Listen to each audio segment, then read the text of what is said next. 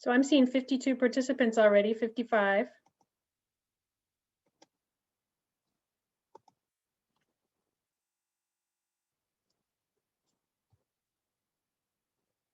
Everybody's coming on in.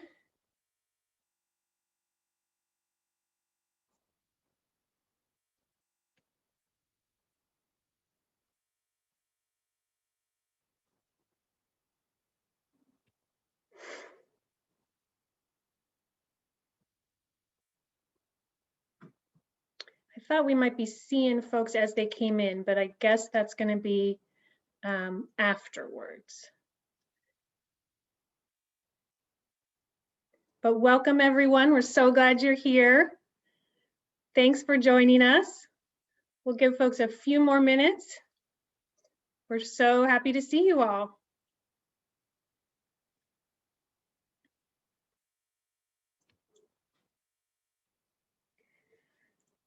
I see Mr. Smith is here. Dean Smith was his superpower.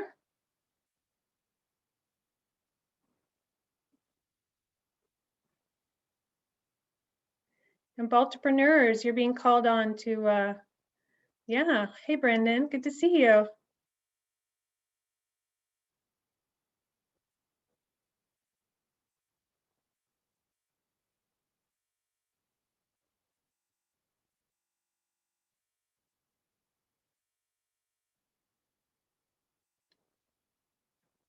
We have a wonderfully sized group tonight. We're so excited to have you all. I know you're going to enjoy the short hour that we have together. We're going to make sure that you all meet some of the folks here. And I hope you'll also take the opportunity to follow up with each other and stay engaged after tonight. Oh, some more Baltipreneurs. Hello, Ashley. Welcome.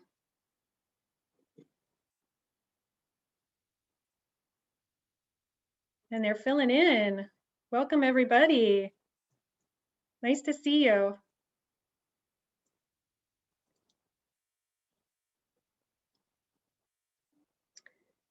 Well, we have some great numbers here, so I think it means that it is time to get us rolling with this evening's agenda. Welcome, everyone. Thank you so much for coming, and welcome to the very first, and hopefully first of many. This is our first Baltipreneurs Ecosystem Night. So thank you so much for being here. I'm Wendy Bolger, and I'm the Director of the Center for Innovation and Entrepreneurship at Loyola. Loyola is so pleased to be hosting so many of you, 83, 84 right now, maybe more coming. And you are from all across Baltimore's entrepreneurial ecosystem. So we're so glad to have you with us this evening. If you're wondering, who do we have here tonight? I'm sure you're curious. Let me just tell you a little bit. We have our 13 Baltipreneurs Ventures. So those are the companies and nonprofits that we're working with in the program. And they represent about 20 different entrepreneurs at their companies, at their ventures.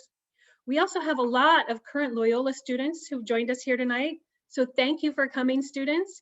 This is only your second week of classes. I know you've had some long, long days. We're so happy that you joined us. So many of my colleagues from Loyola have come and joined us. Faculty members, other administrators, special shout out and welcome and thanks in particular to Deans Getz and Smith. So glad to see you guys. Thank you for coming. Without you and without your founding leadership, we would not have the center at Loyola today. So we're so glad to have you all. Finally, we have our peers here from organizations all across the city. I see Deb Tillett right there. And the other entrepreneurial support organizations in town. We have folks from startups all across town. We have folks from venture capital. So we're just excited to see you all and bring you together. And also looking forward to one of these days soon when we're in a room together. I know that the reason you're here is not only to meet the Baltipreneurs, but to hear from Andrew Suggs. And he has an amazing story. We can't wait to hear from him. In just a minute. His company is LiveChair Health. He's the CEO and founder. He's done really great iterations and pivots with his company, and I know you'll love hearing from him. Also, I need to say that we are so grateful to MBIA and to TEDCO. I know there are many of you from those groups on tonight with us as well. So thank you for funding this award tonight for us. Later in the evening, one of the Baltipreneurs will be granted an assistive services grant thanks to that support. So thank you so much for supporting that. I want to tell you before we get much further, in case you're not familiar with Baltipreneurs, just a little bit about the program, so you'll be familiar. Hopefully you got a chance to see the videos that the Baltipreneurs put together and read their one-pagers.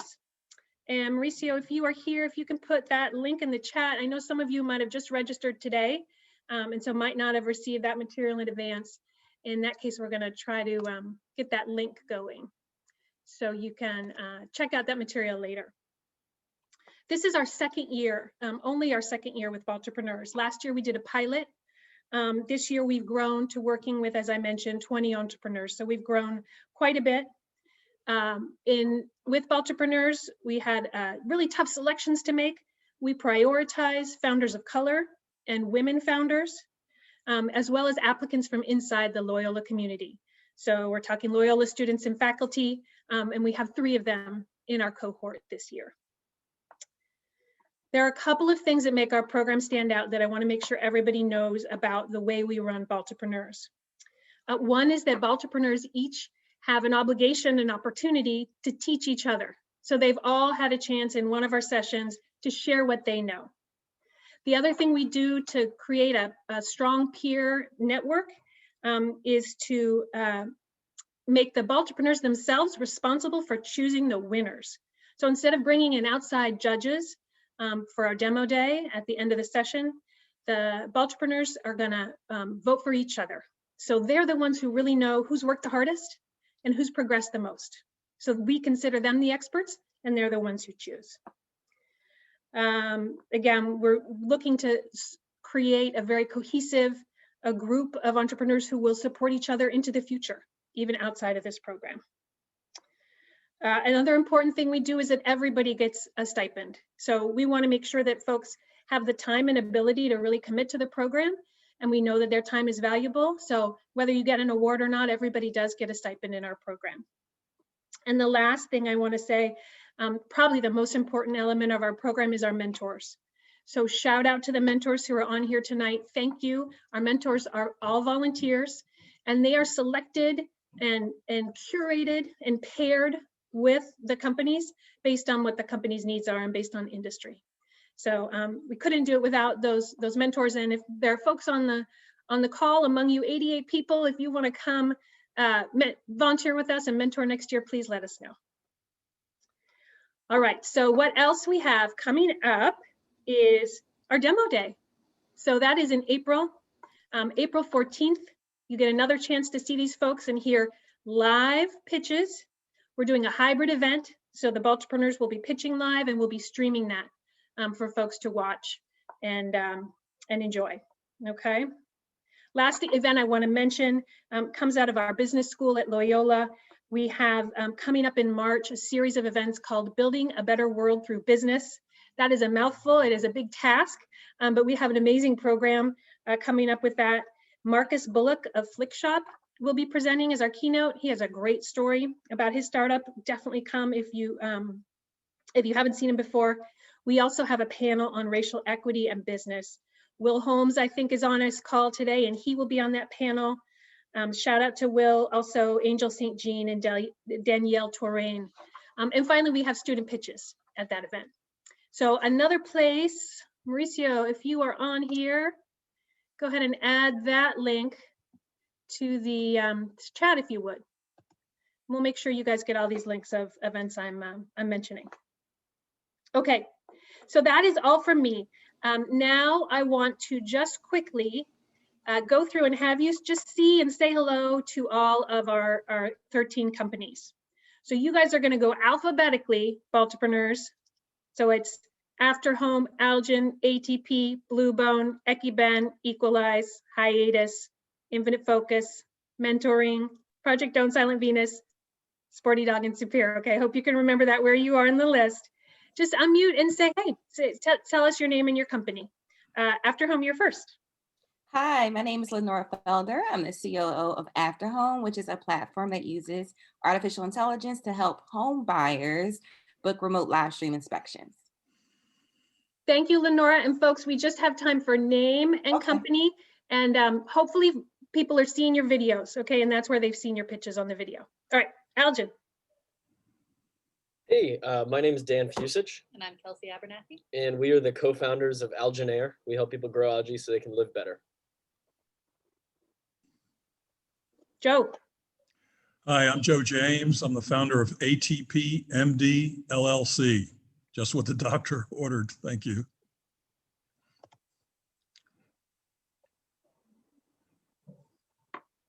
Maria, it's you. Hi, everyone. My name is Maria Jacob. I'm the founder and designer of Blue Bone Jewelry, a company that sells handmade jewelry nationally online and wholesale to boutiques. Hi, my name is Ephraim. I'm one of the co-owners of Ecomen. Hi, everyone. My name is Spencer Blair, and I'm one of the 4 co-founders of Team Equalize. My other 2 founders are Catherine and Brendan, who you can see on the screen, and Wells Franklin, who's not here. Hiatus. Hello, my name is Matthew Featherstone, and I'm the co-owner of Hiatus Cheesecake.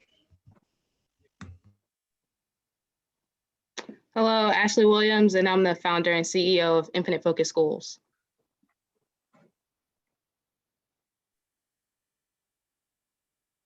Mayo. Good evening, everyone. My name is Alfonso Mayo. I'm the founder and servant leader of Mentor and Mentors.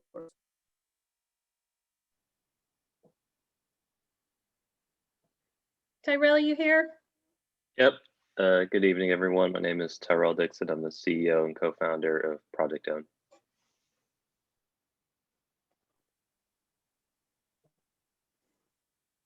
Silent Venus. Good evening, everybody. My name is Emmaus Ferdinand, and I'm the owner and CEO of Silent Venus. Good evening, everyone. My name is Patrick Parts, and I am the founder of Super. Lashana. Oh, yes, good evening, everyone. My name is Lashana Jones. I'm the co-founder of Sporty Dog Creations. Thank you, everybody. Great to see your faces. Check out more from them on the video. And Mauricio, I see you just got the chat. We want the link to the videos and the one-pagers for folks who might not have that. Thanks, everybody, for saying hey. Okay, so next up, I am so pleased to be able to pass the mic here over to my colleague, Mike Tangria. He is our brand new endowed professor in innovation and biology. We are grateful to the Department of Commerce for a grant, matching grant that brought him in. It's been such a joy to work with him. He comes to us having launched the LifeBridge Health Bioincubator. He served also as the Senior Scientific Director at the Cancer Institute at Sinai. Today, he gave a presentation and told me all about his work with precision medicine and his multiple inventions that he made at NIH in that field. Fascinating, really smart guy. So glad to have him. And Mike is going to introduce our keynote speaker. Great. Thank you, Wendy. I really appreciate it. Hello, everybody. Hope you're having a good evening. I'm excited to introduce our speaker, Andrew Suggs. Andrew is CEO and co-founder of LiveChair Health. LiveChair Health started as a barbershop reservation app that pivoted into healthcare when Andrew's father's health began to decline. Andrew has committed LiveChair Health to addressing chronic health conditions in African-American men through the trusted relationships with their hair professionals. Andrew graduated from Claflin University, where he was also a collegiate basketball player. He received his MBA in 2017. Prior to LiveChair Health, Andrew had a successful career in sales and business development for a major sports franchise and a Fortune 100 company. Recently, LiveChair Health and our very own Baltipreneurs Infinite Focus Schools made the Real List Top 10 startups in Baltimore.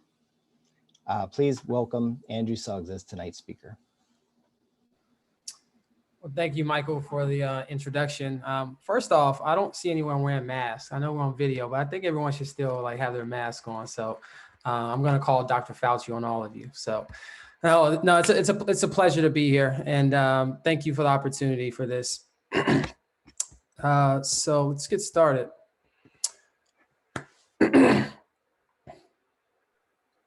All right. So hello, everyone. My name is Andrew Suggs, and I'm the co-founder and CEO of LiveChair Health. I want to first thank God, from whom all blessings come, and for giving me this opportunity to speak before you all. I would like to thank my wife for bearing with me during these tumultuous startup years, and I'd like to thank my LiveChair Health team, our brain trust, and investors for supporting me on this journey. And last but not least, thank you to Michael and Wendy for leading the charge at the Center for Innovation and Entrepreneurship and putting this event together. Looking at the program agenda, the entrepreneurs in the audience are in for a treat.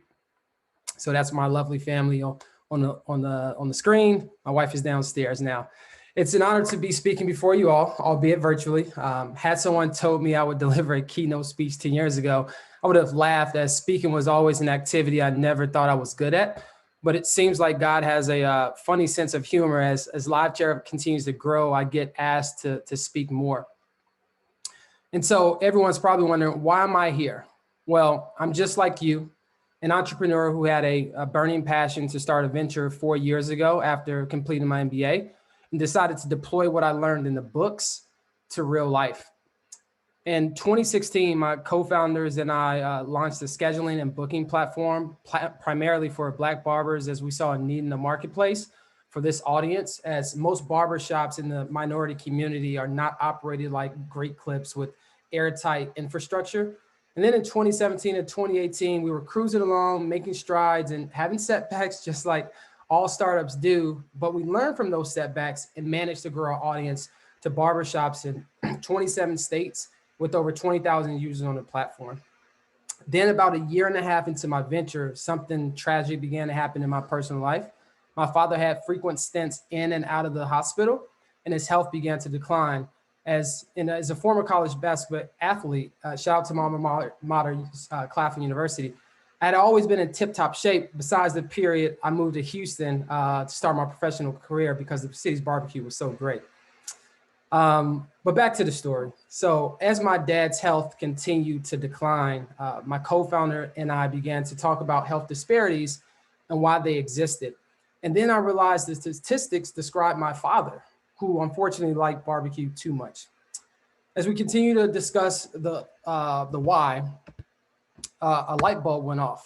So a light bulb went off, and I'm sorry, Wendy, can you advance the slide? All right. Sorry about that.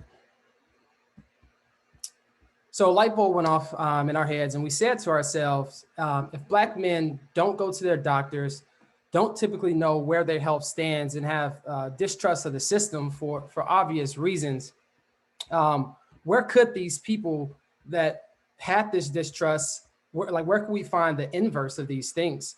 And then an epiphany happened. Wendy, you can advance the slide. And the comedic God said, hey, goofies, you're seeing Black men go to barbershops about twice a month.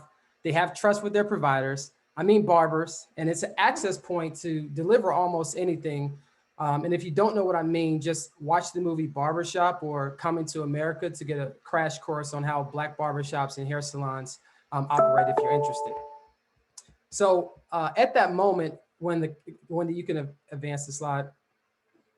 So at that moment, when the comedic guy called me a goofy, well, at least in my head, that was the first pivot that, and keep that word in mind, entrepreneurs, to test our hypothesis to see would, one, barbers be willing to perform health screenings, two, promote health conversations, and then three, could we find a business model that supported this program? So as the LiveChair team set out to prove our assumptions, my dad's health continued to decline, leading to the first catastrophic event where he had 3 cardiac arrests. And at the same time, went without oxygen for 30 minutes. And by the grace of God and modern medicine, he recovered during that period. At the same time, LiveChair was beginning to get validation that we could reach men who looked like my father to prevent episodes he was currently experiencing. So after completing, Wendy, you can advance the slide. After completing in a few accelerator programs, the team and I gained confidence to pivot the business away from reservation software and focus exclusively on serving the needs of communities of color through barbershops and hair salons. So at the end of 2018 and then beginning of 2019, we received our first healthcare investment, which allowed us to continue to onboard new shops and then equip these shops with tools to begin the journey of helping themselves and their clients to look good and feel good. And then while the pivot was great and we began to receive PR from the life-saving stories we were generating from the shops, my dad's health again continued to decline and took another hit. Wendy, you can advance the slide. And ultimately, his battle of heart failure ended his life on Earth in June of 2020, just a month after we were receiving our first institutional investment dollars. Wendy, you can advance the slide. Go back to the, yeah, thanks. So you can go one more slide too. So why do I share all of this information? Because as an entrepreneur, there will be trials in your personal life, trials while running your business, and voices that tell you to concede to giving up. I've been there. As a few times I've told my team I quit, only to be encouraged by a multitude of counselors to tell me to keep pressing on. More on counselors later. So don't let your heart fail. Just a piece of advice. So don't let your heart faint in the moments of adversity, because running a startup will present you with many. Strengthen your mind by reading and taking in the right advice. Notice I said the right advice. Strengthen your spirit as it will continue to provide the intestinal fortitude needed to ride this roller coaster. Be willing to be humble, because startups are a journey of discovery and there are no initial right answers. You just need to validate these guesses, as Steve Blank, who is my unmet hero. And lastly, remember your why you started your venture, and continue to get up every day to run through a brick wall when reversing course seems like the best thing to do. Unless it actually is, as they say, follow the data. And lastly, ask why you're on this earth as entrepreneurs. I would wager it's not just to make a widget or build a cool piece of technology, but you're literally building products and delivering services that will cause humanity to flourish. Now, now that you know about me, let me give you some tangibles to take home. Well, I guess most of you are at home, so let's just begin. Wendy, you can advance the slide.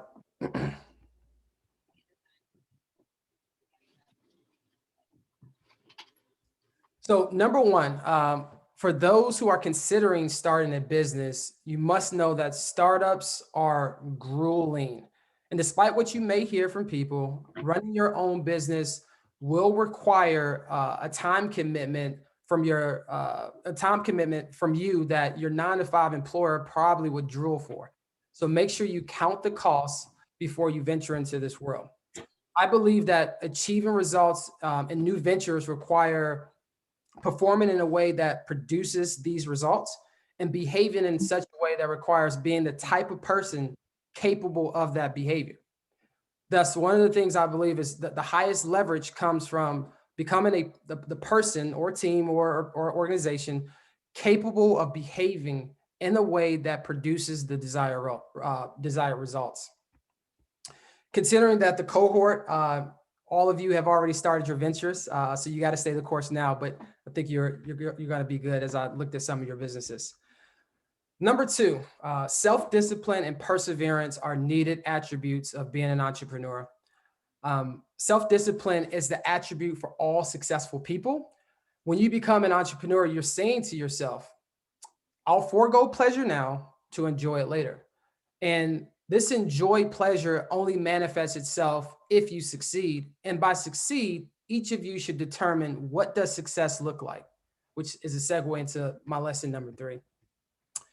Lesson number three, as an entrepreneur, if you don't define what success looks like, someone else will define it for you. I'm just going to repeat that. If you don't define what success looks like, someone else will define it for you and lead you in that direction, especially if you're running a tech startup venture. As the old proverb says, there's safety in the multitude of counselors. And I did mention earlier that I'll come back to this. So here we are. I emphasize counselors, not people who tell you what to do and who believe they have all the right answers. You need people with humility who can guide you in the right way you should go, not set the GPS in the direction they think you should go. As my unmet hero, who I mentioned earlier, Steve Blank says, there are no right answers in any one head. So get out the building and talk to customers, which guess what? Leads me into point number 4. As an entrepreneur, you have to, I can't stress this enough, get out of the building or your home and talk to customers. I believe, and Steve Blank and many others who have come before me would validate this, that no business plan, design, or euphoric moment survives first contact with customers. As an entrepreneur, it's easy to believe that you have been given some special revelation because after all, we are entrepreneurs and we're risk takers, right? But if you have not validated with the customers what they want, you have to resist the temptation to feel that you're right, right? Now, it's okay if you don't have the right answers, right? Unlike school, failure does not mean final. It just means you learn what not to do. And if you become a good listener, ask good questions, you'll learn what to do. I've learned this time and time again over the last 4 years. It's been said, right, by famous entrepreneur, in the early stages of a startup, focusing on execution, and I know this might sound heretical, but it's not heretical, will put you out of business, right? Instead, you need to be developing a learning and discovery process and culture so you get the company to the point where you know what to execute. That's crucial. Furthermore, when you're discovering and learning, you get greater velocity in the business and moving the business forward as tweaking, you're altering, you're sitting with customers asking, does this solve a problem? Does this solve a problem? Is this something that, you like, or would you purchase? And I believe doing that exercise 10 times, say in 1 month, is far superior than if you sat in a room, thought up the perfect solution, and then delivered that to a customer only for them to say, thumbs down, we don't want it. So lesson number 5, right? Understanding when to pivot. As Wendy mentioned earlier, pivoting is crucial to businesses, and realize right now, at this very moment, right now, that you will pivot. And let me define pivot, because I know there's a ton of different definitions. So pivot, which has been said that a business changes in some tangible way, not just cosmetic changes, but it involves substantial risk. And if you're an entrepreneur, I want to do a little exercise. Let's take a moment of silence to let this settle in, because you will pivot. Okay, Wendy, can you advance the slide? All right. So now let me give you a few quotes so you don't think what we just did was absurd. Let's start with Reid Hoffman, right? Co-founder of PayPal and founder of LinkedIn. He says, in reality, pivots are an integral part of the entrepreneur's process. Whether you're pivoting in the early days because you haven't yet found product market fit, or you're pivoting by reinventing yourself later on, all companies, if they're going to be successful, are going to have to pivot, end quote. And oh, by the way, I actually looked up the word all, A-L-L, in multiple languages, and all of them mean all. So there's no exceptions, and you're not the anomaly. All right. So I believe, just to kind of give you some of my personal thoughts on that quote, the reason we struggle with this is because our attention is normally drawn to what we can see. So think the effects, which in turn obscures the importance of what remains hidden, the causes. But when you understand every moment is sunk costs, you'll begin to realize that there is tremendous beauty in taking the pivot risk. And maybe I shouldn't say pivot or risk, because staying with your original plan when information is telling you to do something different may equally be more riskier. And as you see on the screen, Iron Mike Tyson, right? His famous quote, which happens to be my screensaver because I look at it every day. He said, everyone has a plan until they get punched in the face. And when you can advance the slide.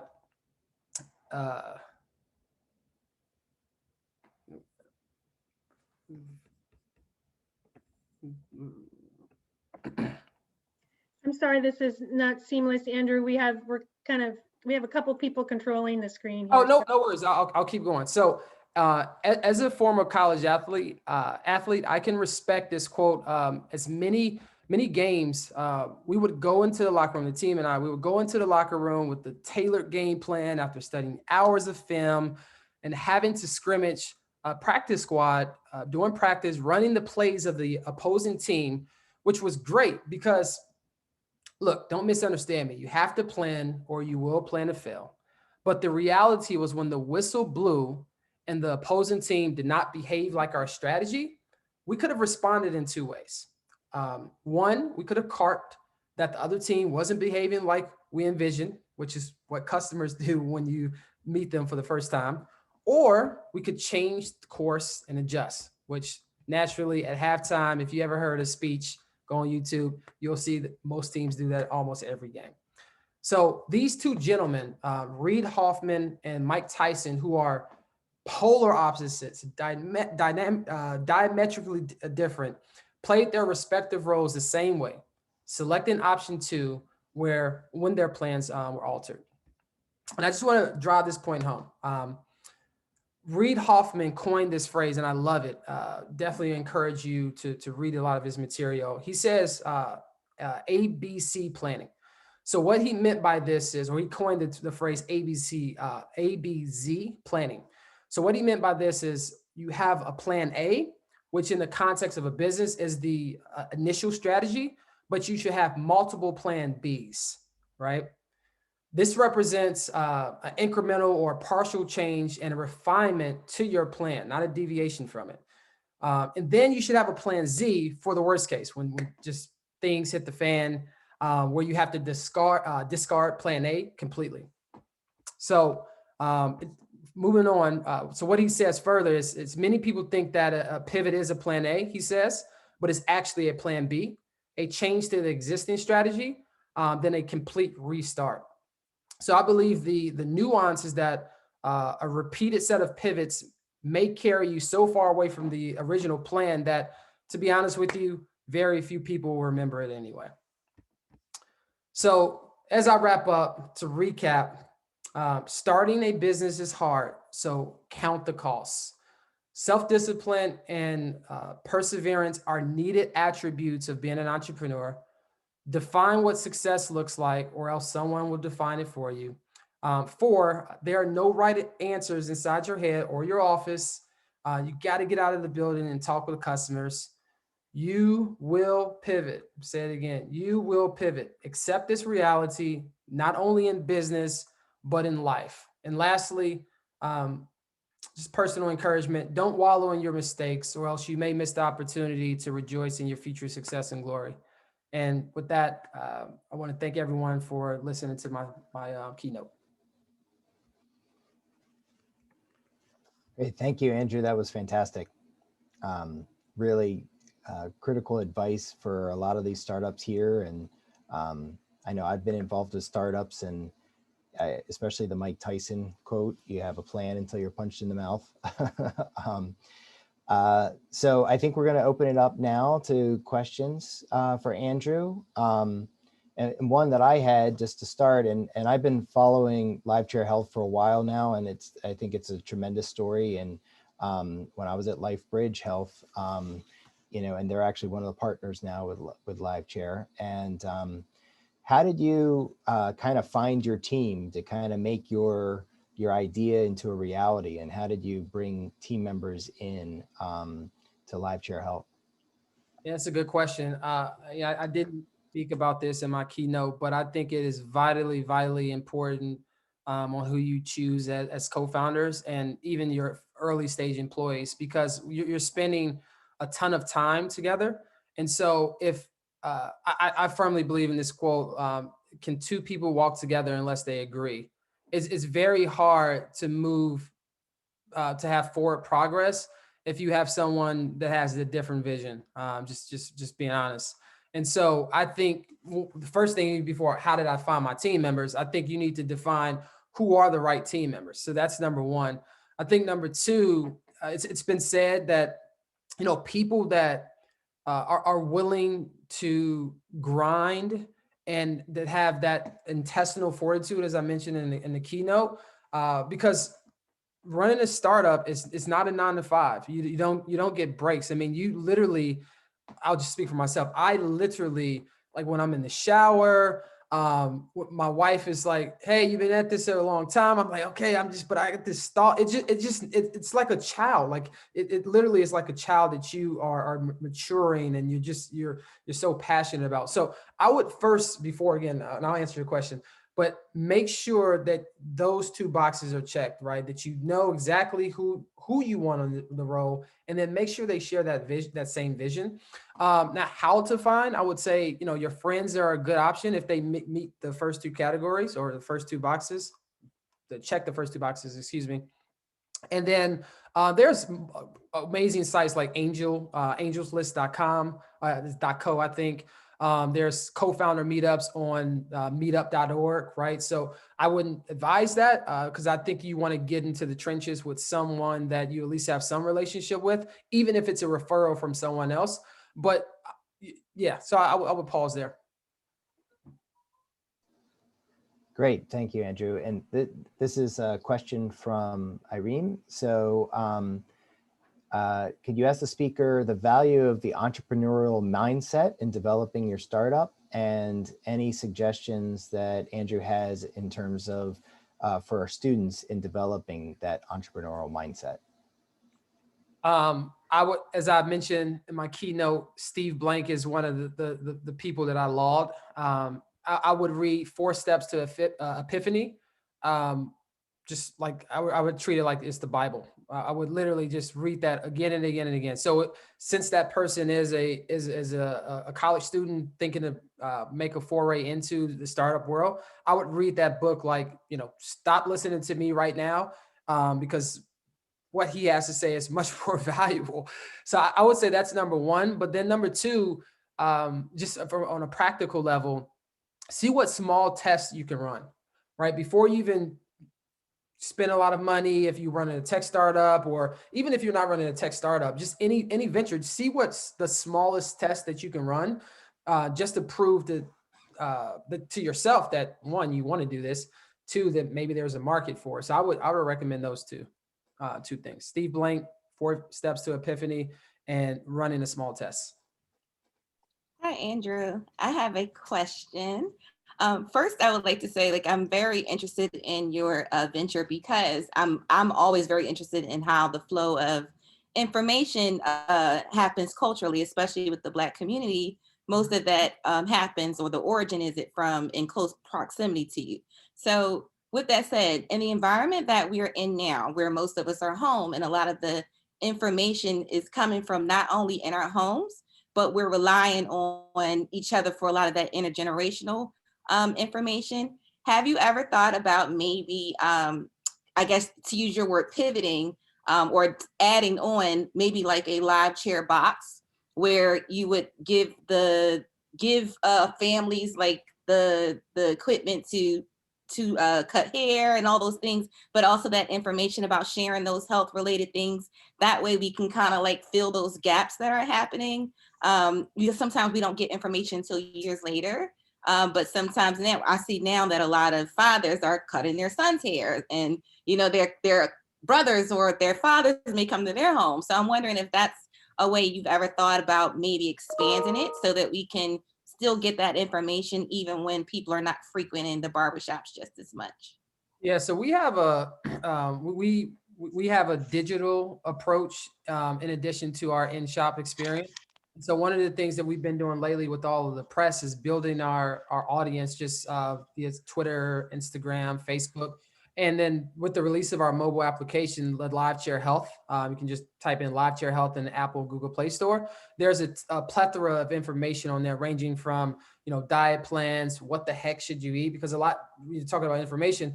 Most people don't know, like, what should they eat? How should they prepare things? So we have information ranging from that to what is diabetes, what is hypertension, and learning like what it is, the consequences if it goes uncontrolled, and then what you can do about it. So we work with a lot of partners, and we're continuing to onboard new partners because we want to be a trusted source for people to get information. So I don't know if we have thought about like an actual physical box, but we do have a digital approach if someone is not physically going into one of our shops. Thank you. Good evening, Andrew, and thank you so much for your keynote. Any relation to Terrell? Yeah. So my uncles are more closer to him than I am, but yeah, we are in the same blood. All right, cool. I can see it in like the mouth area. Oh, okay. I'm just joking, man. But real quick, when it comes to entrepreneurship, a lot of people they hear the word and it sound amazing, right? Like you see all of these big time entrepreneurs, but a lot of people don't know the risk involved. Something that you had to give up in order to get to where you are, like, and in the beginning, right? What was the hard stage like? Because I don't want other people on here who might, future entrepreneurs think like, if I read this book, if I do this right, because many of myself and many of my colleagues, we had to give up a lot to get to where we are. Would you mind sharing that? That's a great question. So what do you have to give up? So I'm a very vulnerable person because I believe that people can grow when people tell the truth. And so I started my venture in 2016, 2017, but before that, there was a lot of planning involved. So specifically, a ton of income, right? Because unfortunately, I don't come from a very affluent family. So I'm, the first immediate family member that graduated college, received an MBA, got a basketball scholarship, et cetera, et cetera. And so everything that I have or obtained up until that 2016 point, it was through sheer hard work and just saving and just being very prudent with how I, maneuvered through life. And so the number one thing, right, if you don't come from, that privileged background, is you have to give up a lot of capital. I invested, before we received any healthcare dollars, almost $100,000 of my own money into over 2 to 3 years of my own money into my startup. Because, at the time we didn't have product market fit. It was tough to get funding. And so you have to believe in yourself. You have to believe in yourself.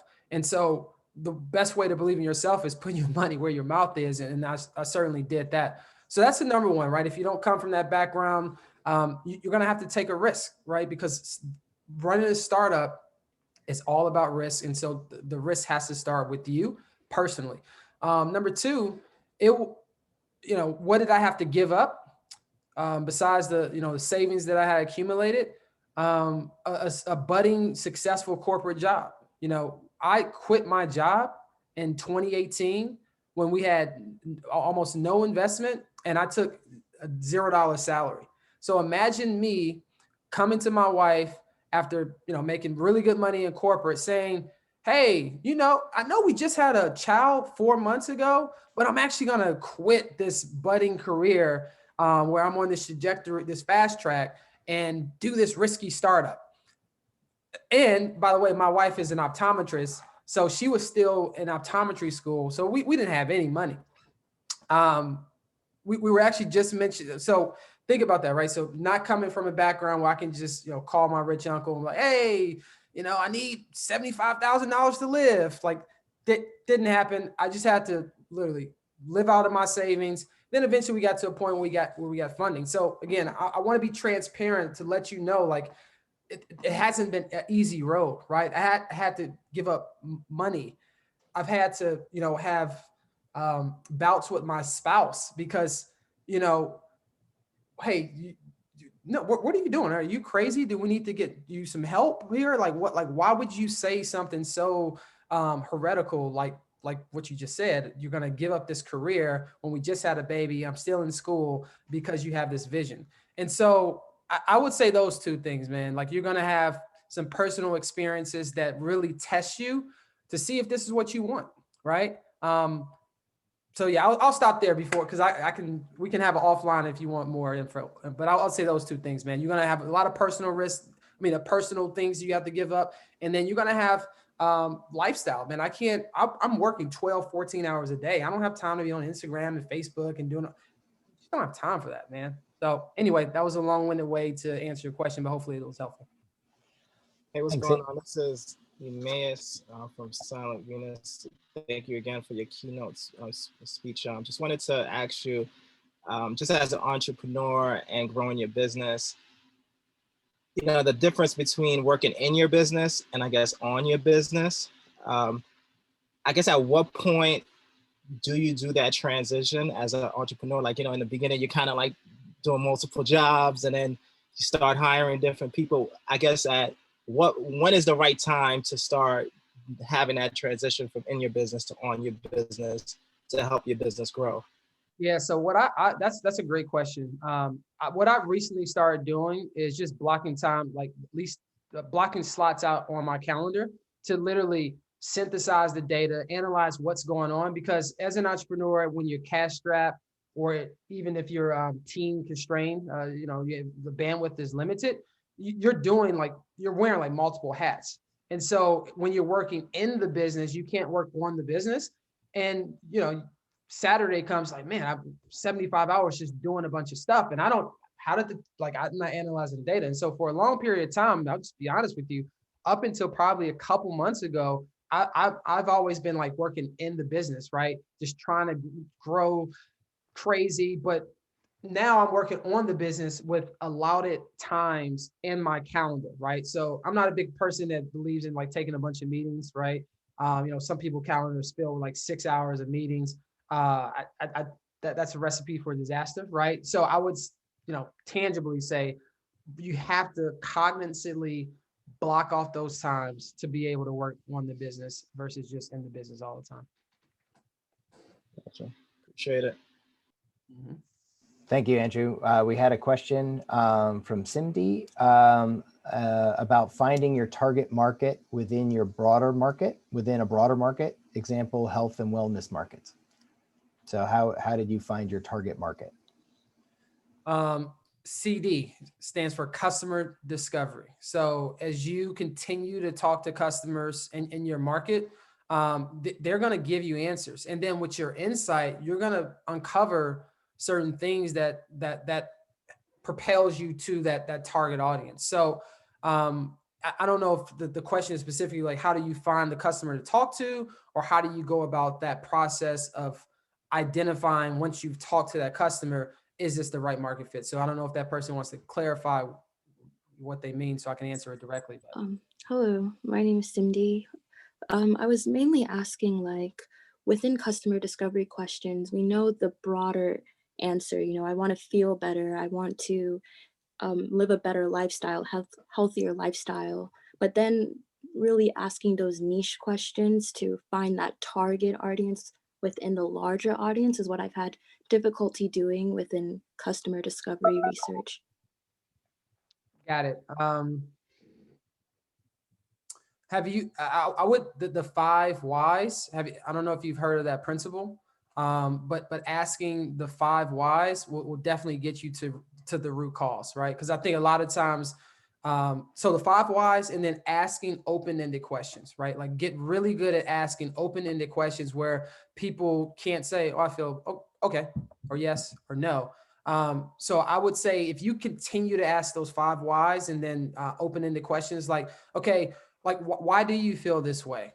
Well, I feel this way because I had, you know, I feel this way because I had a bad day at work. Okay, what at work made you feel bad? Well, this person at work got on my nerves. How long has that person been getting on your nerves, right? You see what I'm saying? So you keep probing, you keep probing, and then you should uncover some things. It's the 5 whys was it's a process Toyota built, but a lot of startups use it. And then open-ended questions, right? Any good salesperson will tell you that you have to get really good at open-ended questions.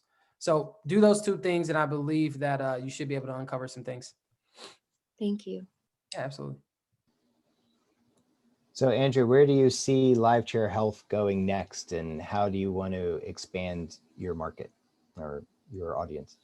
Yeah, so we want to continue to fine tune our operations here in Maryland. And then we've recently, can't announce it yet, but we just secured a large partnership with not only LifeBridge Health, but that's the health system side, but on the health plan side, we secured our first customer on the health plan side. And they're looking to take us to multiple markets.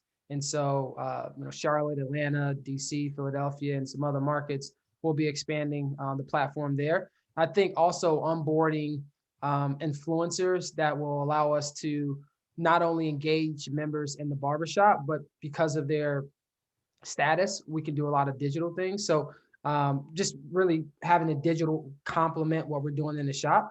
But I see ourselves, if I give you the ultimate vision, right, telehealth, own network, right? But the short-term vision is we want to make sure that the people that we're serving, they're getting linked up with their primary care physicians. If people don't have health insurance, which we see in more depressed communities, ensuring that they have access to get health insurance that they may qualify for. And then also getting our health risk assessment completed so that we can personalize the next step in the care journey for every patient that we service. So, if we do those 3 things, I think we'll be on our way to success.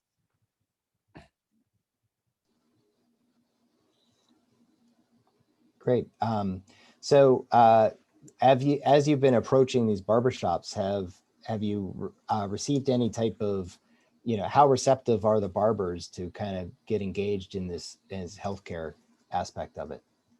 Yeah, many barbers are looking for ways to distinguish themselves. So number one, they see adding LiveChair Health as a part of their shop operations as something to distinguish them or sets them apart from the pack.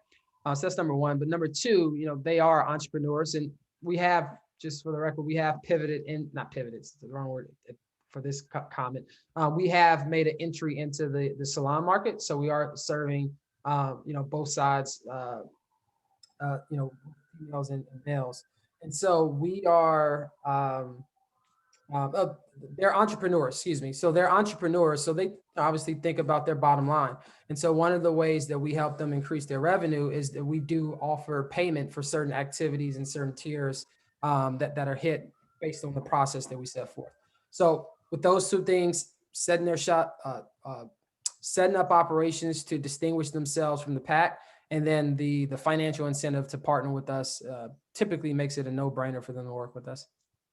What's your revenue model? And the second question is, since I don't understand your revenue model, maybe I wouldn't ask this next question if I did.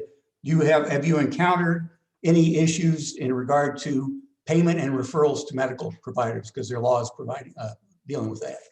Yeah, so LiveChair Health does not refer any, we don't refer any client to a health system. If there is any linking with a health system, the client is actually opting in. State they're opting in themselves, right? So LiveChair Health doesn't refer. So to answer your first question, on the health system side, we're charging a platform fee for healthcare systems to access, our model, and then also we help them with some population health initiatives. On the health plan side, we charge a per member per month fee.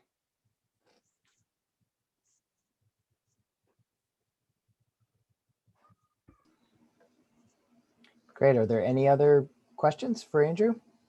I had a quick question for Andrew.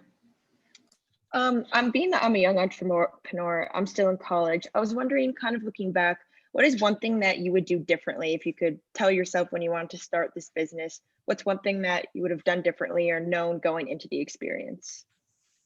Man, wow, what a great question. I haven't thought about that in quite some time. The one thing, if I can distill it down to just one thing, listen to my instinct and trust my gut.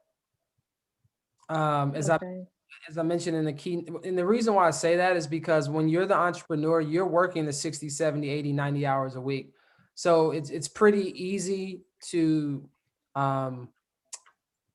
it's, yeah, I'm trying to be coy, but it's pretty easy to, get the wrong advice.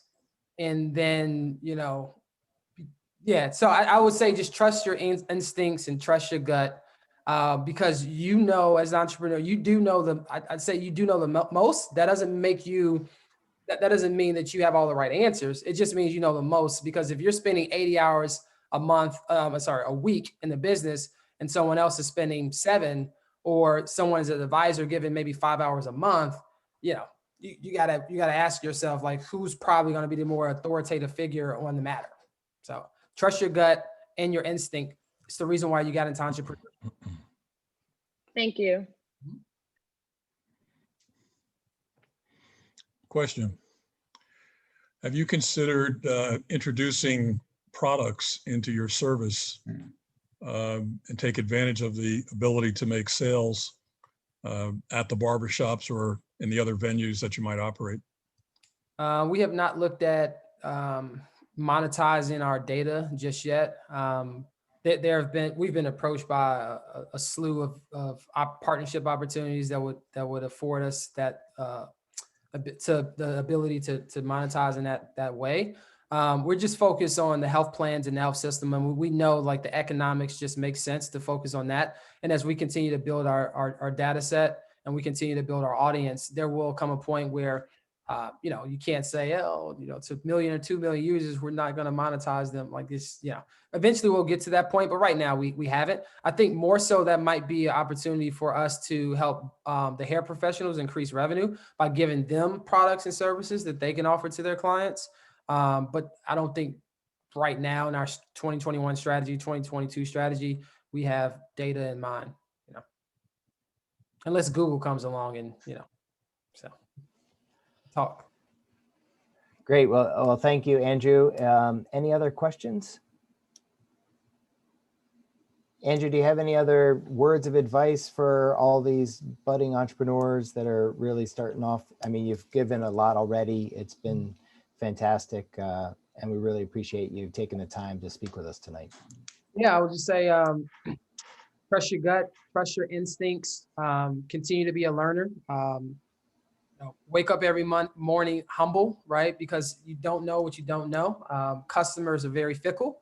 So be willing to be moldable, right? The only place that you can be inflexible is at a 9 to 5. I'm sorry for those who are working 9 to 5, but running to start. We're talking about entrepreneurship. Entrepreneurship is you don't have a known business model, you don't have known customers, you don't have known market research. When you're starting something new, like you're learning every single day. So move fast, but move fast intelligently, right? Don't just move fast because it's a cool thing to do. But move fast intelligently. And that's it. Great. Thanks for having me. Thanks so much, Andrew. And Wendy, I'll turn it over to you. Mike, thank you. I just want to add my thanks to you, Andrew. And also I want to crowdsource something to this group. I heard the name Steve Blank, I think 3 times at least during your talk, Andrew. We saw who your heroes were. He's not the only one. Your dad obviously is an important one, and Mike Tyson and several others. But let's put this out there. If you know Steve Blank, all right, let's get him an intro to Andrew. Let's connect those two. We got a lot of people on this call. Let's make that happen. And Andrew, thank you for making this event happen tonight. It was super fun to see you. Absolutely. Appreciate your time. Thank you. Thanks everybody for joining us. If you're on for the second hour, there will be a link to remind you you're in a new Zoom. You should have on your calendar. Thanks everybody for being here. It's great to be with you. Thank you.